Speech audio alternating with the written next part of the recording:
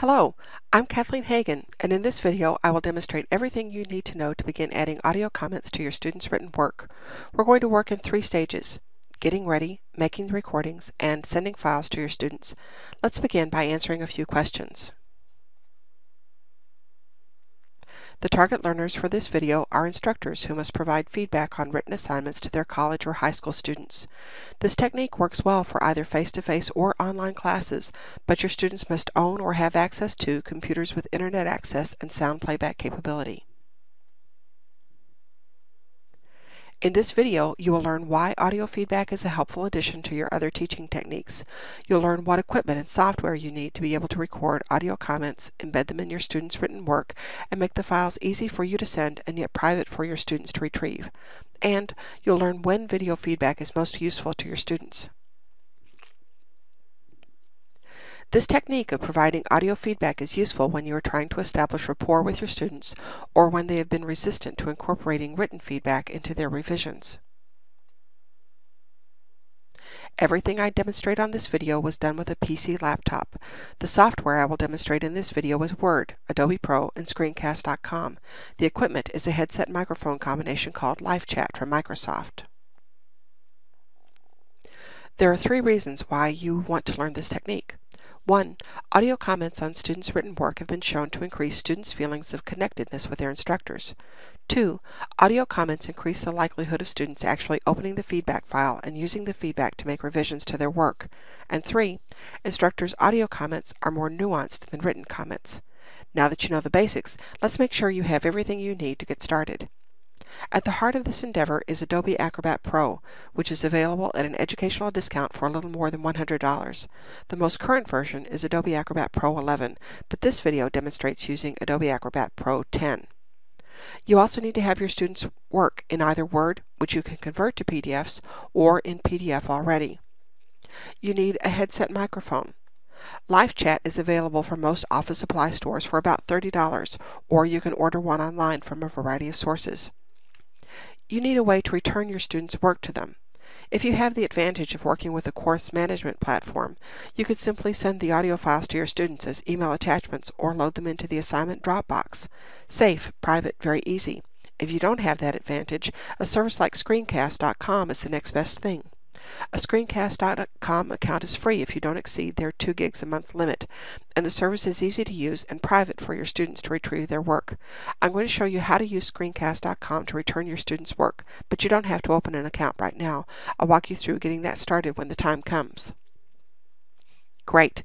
You've finished the getting ready stage. Now we're in the make the recording stage.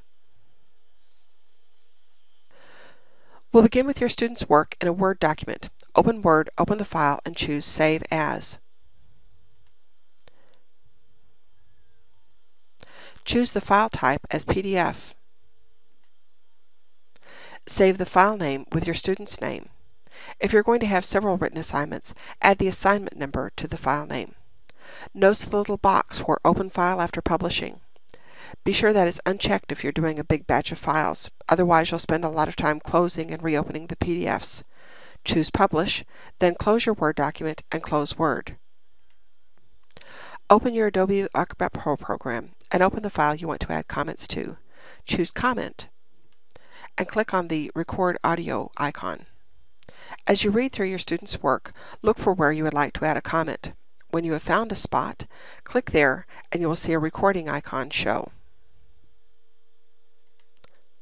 Click on the red button labeled Record and record your comment. When you have finished, click OK. In this spot, it would be helpful for your readers if you used a level 2 header, something like Error 1. Then you'll need to set the properties of how the audio comment will appear to your student. You have 3 choices of icons that will appear. You can also choose the color of the icon by left-clicking your mouse from inside the color box. You'll have to decide how opaque you would like the icon to appear. Personally, I prefer 100% opacity because I don't want my students to miss any of my comments. Once you're happy with the appearance of your comments icons, you'll want to click the Make Properties Default, so you don't have to make those decisions for every comment you record. I prefer not to lock my comments in case I need to go back and delete something. Once you're satisfied, click OK. Now you can see your icon in your student's work. Once you've finished making your first comment, the rest can be done more easily. If you want to play back your comment to hear how you sound or to make sure your microphone is working properly, right-click on one of your comments icons and choose Play File. You can also right-click to delete it. Once you've finished making all of your comments, save the file and close it, then close Adobe Acrobat Pro.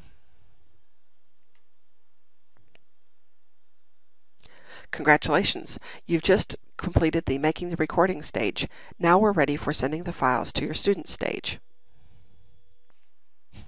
Begin by opening your internet browser and going to screencast.com.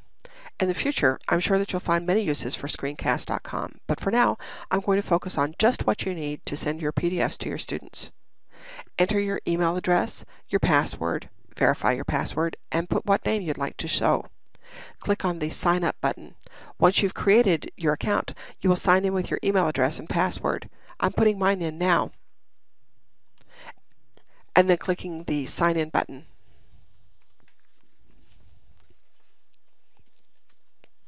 When you have signed in, this is what you will see. You'll want to create folders to contain your students' work. So click on Create Folder. Title the folder with your student's name. You don't have to worry about privacy here. When your students go to retrieve their work, they will see only their own folder. I haven't had a reason to use the description field or any of the other fields so far, so we can ignore that for now. However, you will need to change the level of privacy. In the Privacy area, click on Change. Click the tab for Hidden. Click Save. Then click Save again to finish creating the folder. Now we need to upload the PDF. Click on Upload Content. Choose Browse. Locate your file.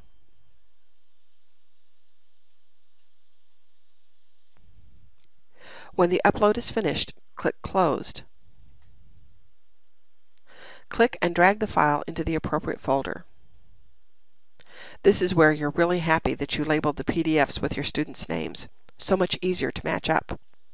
When you're ready to send the files to your students, click on the Open File Folder icon to open a student's folder. Choose the Share icon. You're going to choose the Email Invitation option. Click on Send Invitation. In the recipient's address, type in your student's email address. Then hit Tab. Because this is a free account, you cannot alter the invitation message, but that's okay. You can tell your students what to expect in advance. Click Send. And you'll see a message that your invitation was successfully done. Click Done. You'll repeat that process for each student in your class. I also want to show you what this looks like from your student's point of view.